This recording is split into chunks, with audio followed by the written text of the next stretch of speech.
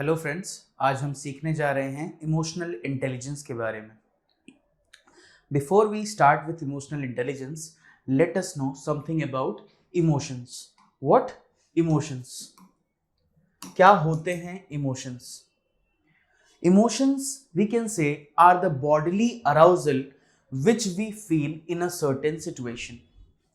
क्या मतलब? आपके शरीर से जो रिस्पॉन्स आता है, शरीर को रिस्पॉन्स कौन करवाता है? आपका ब्रेन। तो अल्टीमेटली जिस सिचुएशन में आप कैसा फील कर रहे हैं उसके हिसाब से आपको एक बॉडीली अराउजल फील होता है। जैसे अगर मैं इमोशन की बात करूं, इमोशन ऑफ एंगर, ठीक, आंखें लाल हो जाना, ऐसे भौहें तन जानी, लोग कहते हैं कि आईब्रोज ऊपर हो जाते हैं और गुस्सा बहुत ज्यादा आने लगता है, तो ये इमोशन ऑफ एंगर है। हैप्पी होते हैं, लाफ्टर, ठीक है। Laughter is what? It is an bodily arousal, कि आप कोई चीज पे हंस पड़ते हैं। If you are too sad then tears come out of your eyes. ये क्या है? आपका इमोशन ऑफ सैडनेस। तो इमोशंस डिफरेंट डिफरेंट टाइप के होते हैं। अब इमोशंस में ना कुछ इमोशंस पॉजिटिव हम कहते हैं, कुछ इमोशंस को नेगेटिव कहते हैं। तो क्या है पॉजिटिव इमोशन और क्या है नेगेटिव इमोशन, ये भी देख लेते हैं। तो कुछ इमोशंस यूनिवर्सली पॉजिटिव हैं, जैसे हेल्पिंग अदर्स, ठीक है, हेल्पिंग अदर्स। उसके बाद हैप्पीनेस, जॉय, ठीक है, ये पॉजिटिव इमोशंस है। और कुछ इमोशंस हैं नेगेटिव, जैसे जेलसी, एंगर। कहते हैं ना कि गुस्सा इंसान का सबसे बड़ा दुश्मन होता है। जेलसी, हेट्रेड, ये सब एक नेगेटिव इमोशन है। एक हेट्रेड की वजह से हम देखते हैं कि पूरे कौरव वंश का सत्यानाश हो जाता है। एक दुर्योधन के नफरत की वजह से क्या कहा था कृष्ण ने कि दो न्याय अगर तो आधा दो, पर उसमें भी यदि बाधा हो तो दे दो केवल 5 ग्राम। रखो अपनी धरती तमाम, हम वही खुशी से खाएंगे, परिजन पर असी न उठाएंगे।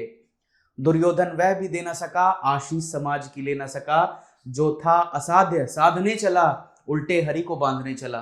तो जब आपकी मूर्खता के कारण, अपनी नफरत के कारण, जब आपको सत्य भी असत्य नजर आने लगे, एक छोटी सी डिमांड रखी थी कि 5 भाइयों के लिए 5 गांव दे दो और पूरी अपनी धरती रख लो, उस डिमांड तक को पूरा आप नहीं कर पाते हैं, इसका मतलब it will lead you to nowhere but to your own loss, and it led to the loss of entire Kaurava dynasty.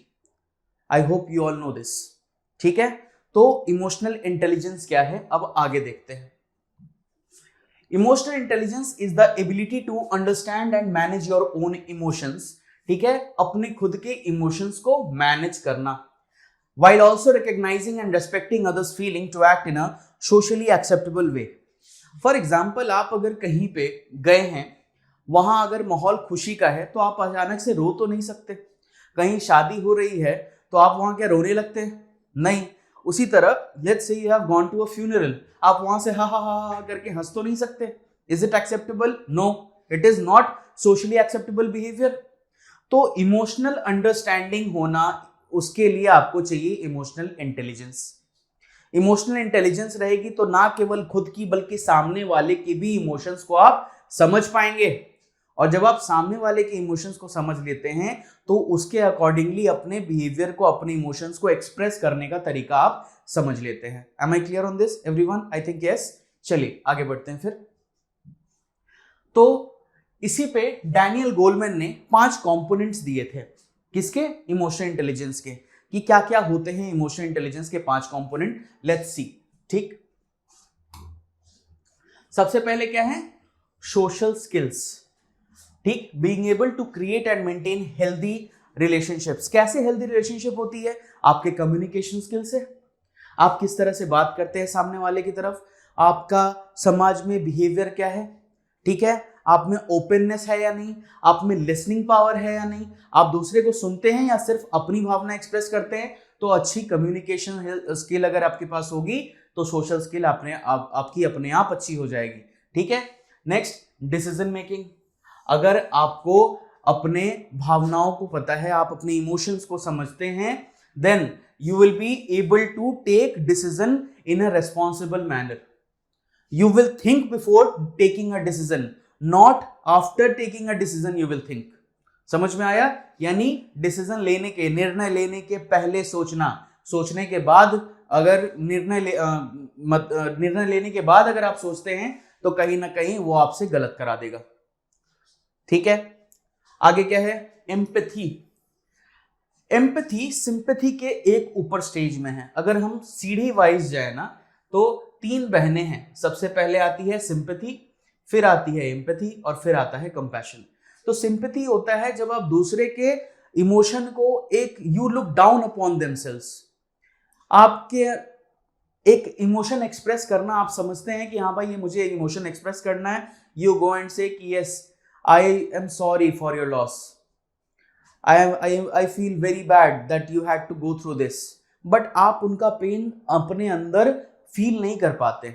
आप समझ तो रहे हैं उनका पेन को, बट उसके अंदर, आपके अंदर कोई उसको लेके इमोशनल ये चेंज नहीं आ रहा। तो ये है आपकी सिंपैथी। एम्पैथी क्या है कि ना केवल आप दूसरे के पेन को समझते हैं, बल्कि उसके पेन को अपने अंदर आप फील कर पाते हैं। ठीक है, you means that your loss is also my loss, it is not only your loss, it is also my loss. And compassion, that I will not only feel your pain but I will try to just alleviate that pain, I will try to end that pain. And this is what compassion.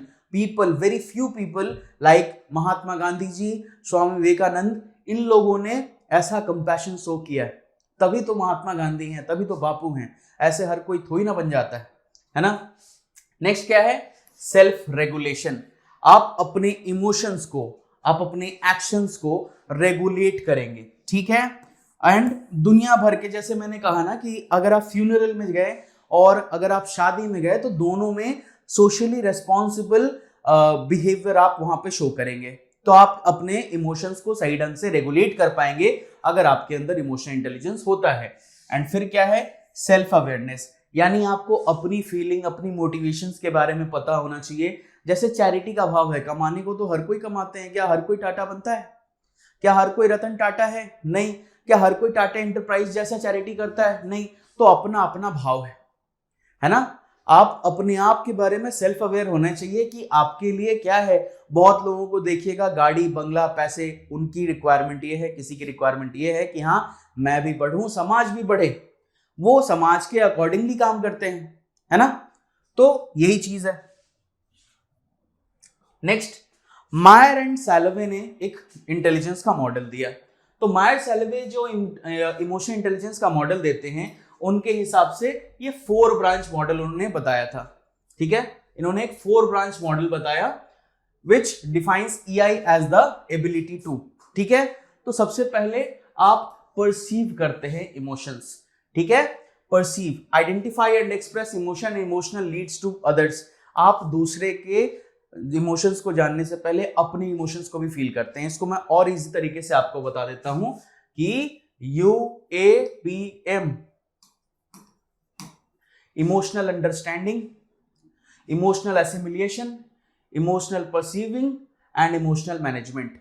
ठीक है, ये 4 पे हम कर सकते हैं। तो सबसे पहले आप दूसरे के इमोशंस को समझेंगे, you will understand the emotions. उसके बाद एसिमिलेट करेंगे, अपने अंदर डिफरेंट टाइप के इमोशंस होंगे, आप उनमें से देखेंगे कि कौन सा इमोशन यहाँ पे गलत है, कौन सा इमोशन सही है, और उस इमोशन को आप पहचानने की कोशिश करेंगे। इसको बोलते हैं इमोशनल एसिमिलेशन।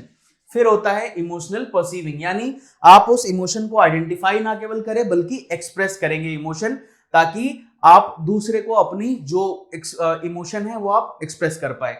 एंड लास्ट क्या आता है? इमोशनल मैनेजमेंट, यानी आप अपने इमोशंस को ढंग से मैनेज करें और उसको सक्सेसफुली सामने वाले को एक्सप्रेस कर पाए। This is emotional management. 4 word याद रखना है, emotional understanding, emotional assimilation, emotional perceiving and emotional management. I hope सबको क्लियर हो रहा है। Next,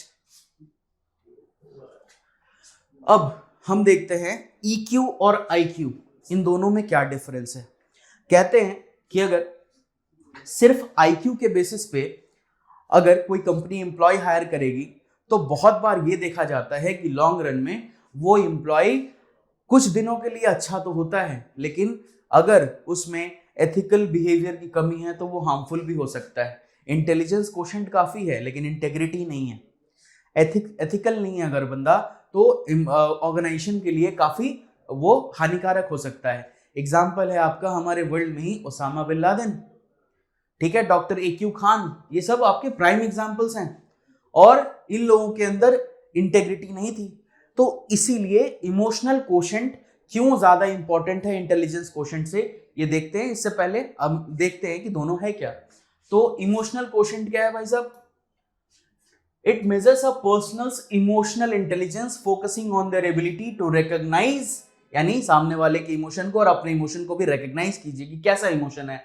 manage, assess and express emotion, ना केवल उसको रिकॉग्नाइज कीजिए बट उसके बाद उसको मैनेज कीजिए इमोशन को, ठीक है। फॉर एग्जांपल आप कहीं पे हंस रहे हैं और देख रहे हैं कि सामने कोई रो रहा है, तो उसके अकॉर्डिंगली आप अपने बिहेवियर को, आप अपने इमोशंस को क्या करेंगे? चेंज करेंगे।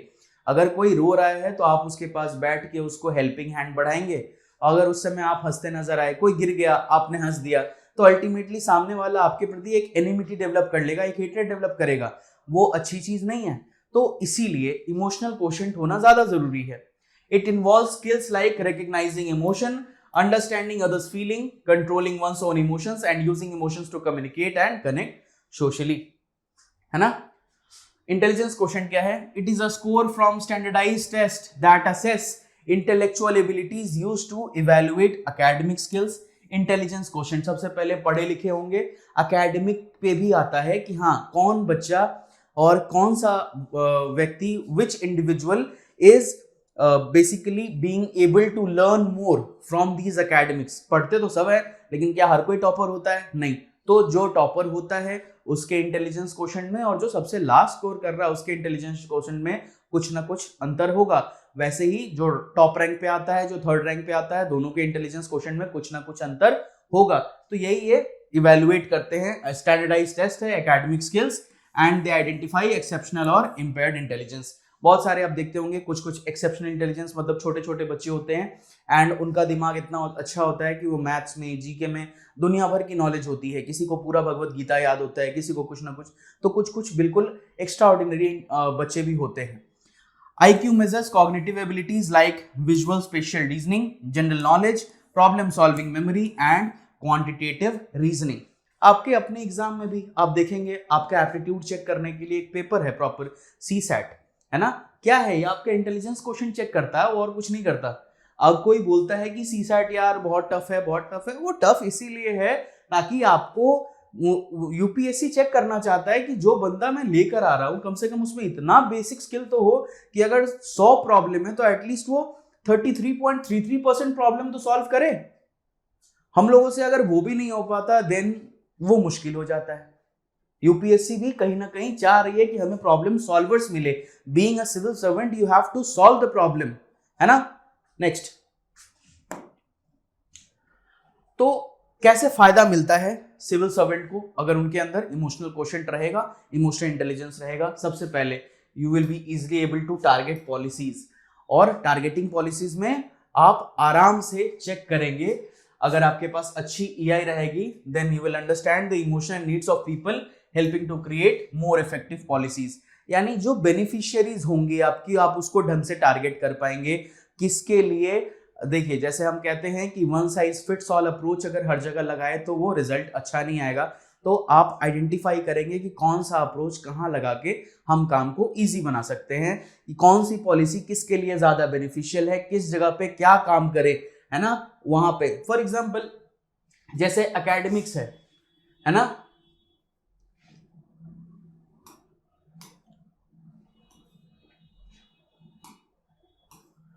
एकेडमिक्स में हमने देखा कि अगर कोई let's say a person belonging from a Munda tribe in Jharkhand, तो हम जब उसको नॉलेज देने जाते हैं, if we have the emotional understanding, तो हम पहले उसको बिरसा मुंडा के बारे में बताएंगे या मार्टिन लूथर किंग जूनियर के बारे में बताएंगे? एक एग्जांपल दे रहा हूं। उसी तरह अगर किसी के पास खाने की कमी है, ठीक है, किसी के पास 2 वक्त की रोटी नहीं जमा हो रही है और उनको हम कहे कि हम यहाँ बिजली लाएंगे, उनको पहले खाना जरूरी है या बिजली जरूरी है? तो आपको पहले सबसे बेनिफिशियरी का जो इंपॉर्टेंट जो उनको चाहिए आप वो आइडेंटिफाई कर पाएंगे अगर आपके अंदर इमोशनल इंटेलिजेंस हुआ। ऑल्सो आप ये भी देख पाएंगे कि इस पॉलिसी का इम्पैक्ट सामने वाला किस वे में बिहेव करेगा, ये जो हम पॉलिसी लाएंगे सामने वाले किस वे में रिएक्ट कर सकते हैं। अगर आपके अंदर इमोशनल इंटेलिजेंस हुआ तो आप उसको भी आइडेंटिफाई करेंगे and you will be able to rectify all the errors in your policies. Next क्या, मोटिवेटिंग सबऑर्डिनेट्स। आप सबऑर्डिनेट्स की टेंशन को भी समझेंगे। हर वक्त सिर्फ डांटने से एम्प्लॉय काम करेगा ये सोचना गलत है। तो अगर आपके सबऑर्डिनेट्स हैं आप उनको सही ढंग से आप अपने फीलिंग्स एक्सप्रेस कर सकते हैं। अगर आप उनकी फीलिंग्स समझेंगे तो आप उसके अकॉर्डिंग अपने बिहेवियर में चेंज लाके उनसे वो काम करवा सकते हैं जो कि मुश्किल होता है। लेकिन आप देखते हैं कि मोटिवेशन एक ऐसा है कि अगर आप सामने वाले की इमोशन समझ रहे हैं, कोई डरा हुआ है, कोई ये है, तो देखिए किस लिए बड़े बड़े लीडर्स फेमस है। नेपोलियन बोनापार्ट, वो अपनी बातों से इन्फ्लुएंस कर देते थे कि जो खतरा दिख रहा है वो तुमसे बड़ा नहीं है ना। तो मोटिवेट कर पाने में आसानी होती है। अगर इंप्लॉय की आप फीलिंग ही नहीं समझोगे तो उस वक्त पे जो आपके सबऑर्डिनेट हैं वो शायद उस वे में रिएक्ट ना करे जिस वे में आप उनसे रिएक्ट करवाना चाहते हैं। नेक्स्ट क्या है, stress management. It will also allow you to manage emotions in stressful situation, promoting better mental and physical health। ठीक है। उसके बाद अडेप्टेबिलिटी। डिफरेंट सिचुएशंस में you will be able to adapt to the situations. Decision making आसान हो जाती है, communication काफी बेहतर हो जाता है आपका, ठीक है, and work life balance maintain करने में भी काफी आसानी होती है। ठीक है, तो यही सब एस्पेक्ट हैं। आप ध्यान से इसको अगर देखेंगे तो इजीली समझ में आ जाएगा। इमोशनल इंटेलिजेंस कैसे स्ट्रेंथन कर सकते हैं, यानी क्या सीखा जा सकता है, क्या इसको बेहतर किया जा सकता है? जी हाँ, बिल्कुल किया जा सकता है। जर्नलिंग। आप देखिए कि कैसे आपके इमोशंस ने आपको डिसीजन लेने में हेल्प किया। How did your emotions help in your decision making, interaction and meetings. Also you have to undergo a 360 degree assessment of yourself. आप अपना 360 डिग्री एनालिसिस करिए एंड देन रियलाइज कि भाई साहब आप अपने कलीग से फीडबैक लीजिए कि आपका कौन सा चीज उन्हें पसंद आ रहा है, कौन सी हरकत पसंद नहीं आती, कौन सा डिसीजन से वो क्या उनके ऊपर इम्पैक्ट आ रहा है, सही आ रहा है, गलत आ रहा है। तो आप दूसरे के जो फीडबैक है उससे भी खुद में चेंजेस ला सकते हैं, है ना। एक सेल्फ असेसमेंट करके जो भी लीडरशिप गैप है आप उसको फिल करने की कोशिश की जा सकती है। Next, practice active listening. सिर्फ बोलिए मत, सुनने पे फोकस करिए। अगर आप सुनेंगे नहीं तो अच्छे नहीं होंगे, ठीक है। Next, pay attention to your emotions. अपने इमोशंस के ऊपर ध्यान देना एंड ऑनलाइन कोर्स ट्रेनिंग वगैरह लेके भी आप अपने इमोशंस को ठीक कर सकते हैं। इमोशनल इंटेलिजेंस का एक सबसे अच्छा उदाहरण, सबसे अच्छा एग्जांपल मैं आपको देता हूं कि याद करिए कुरुक्षेत्र की लड़ाई से पहले अर्जुन, ठीक है, अर्जुन बिफोर द कुरुक्षेत्र वार, ध्यान से सोचिए, अर्जुन उस लड़ाई में किसके सामने था? अपने ही भाई बंधुओं के सामने। जब वो देखता है कि सामने मैं जिससे लड़ने जा रहा हूं ये मेरे ही चाचा हैं, भाई हैं, कोई मेरा ग्रैंडफादर की उम्र का है, कोई पितामह है, जब ये देखते हैं तो उनके अंदर इमोशन जागता है सिंपैथी का। किस चीज का? सिंपैथी का, कि मैं किस चीज के लिए लड़ने जा रहा हूं अपने भाई बंधुओं से। क्या इनको ही मैं मर्डर करने वाला हूं, इनकी ही जान लेने वाला हूं मैं? क्या इसी जमीन के लिए? नहीं चाहिए। मैं इन पर अपना हथियार कैसे चलाऊं? तो उस वक्त पे उनको लॉर्ड कृष्णा एक ज्ञान देते हैं, ठीक है, जो कि श्रीमद् भागवत गीता में आपका लिखा हुआ है सारा। और उस ज्ञान में से उन्होंने अर्जुन को ये समझाया कि ये पार्थ, आप ध्यान से देखिए कि ये आपके भाई बंधु जो हैं कहीं ना कहीं ये गलत के साथ खड़े हैं। किसके साथ खड़े हैं? गलत के साथ खड़े हैं। और जो गलत का साथ देगा और जो गलत के खिलाफ आवाज नहीं उठाएगा वो उतना ही गलत में भागीदार होता है, ठीक है। तो if you see that someone is committing a sin and then also you are not stopping him, you are not telling him anything, you are not raising a voice against that, then you also become a part of that sin at least 25%। ये द्रौपदी ने कहा है ना, कि जब उनका चीरहरण हो रहा था तो जो बाकी लोग देख रहे थे उन्होंने कहा कि जो देख रहे थे, जो मूक दर्शक थे, वो भी उसके 1/4 हिस्सेदार हैं, 25%, ठीक है। तो अर्जुन को यहाँ पे कृष्ण ने गीता का सार समझाया, गीता का प्रवचन दिया और अर्जुन को ये बताया कि अगर तुम गलत के खिलाफ आवाज नहीं उठाओगे, हथियार नहीं उठाओगे, तो तुम गलत का साथ देके खुद भी गलत हो जाओगे। तो वहां पे अर्जुन ने अपने आप को इमोशन से डिटैच किया, इमोशनल इंटेलिजेंस का यूज किया, एंड देन ही बिकेम स्थिता प्रज्ञा। क्या बन गया वो? स्थिता प्रज्ञा, one who detach himself from emotions. I hope ये आप सबको इमोशनल इंटेलिजेंस की क्लास अच्छी लगी हो। ठीक है, कंक्लूजन में आप देख सकते हैं क्या है emotional intelligence. Emotional intelligence plays a crucial role in both personal and professional life. बहुत इंपॉर्टेंट है emotional intelligence. It enables individuals to understand, manage and express their own emotions while recognizing and responding to the emotions of others. EI के साथ people can build better relationship, make more time informed decisions, handle stress effectively and motivate others towards common goals. आराम से EI का अगर आप उपयोग करेंगे तो ना केवल खुद को बल्कि दूसरे को भी आप समझेंगे, डिसीजन मेकिंग काफी आसान हो जाएगी, फास्ट ट्रैक हो जाएगी, है ना। आप इजिली स्ट्रेस को हैंडल कर पाएंगे in the stressful situation also. If you are using emotional intelligence you will be easily able to manage that situation. Also relationships better हो जाएंगे क्योंकि आप दूसरे के इमोशंस को समझेंगे, उसके अकॉर्डिंगली अपने इमोशंस को एक्सप्रेस करेंगे। तो बिल्कुल सामने वाला, जैसे कोई अगर दुखी है तो उसको एक पीठ पे एक हाथ थपथपा देना कि कोई नहीं दोस्त, मैं तुम्हारे साथ हूं। तो इससे क्या होता है, सामने वाला आपके प्रति एक ये फील करता है कि हाँ ये बंदा मेरे साथ खड़ा है ना।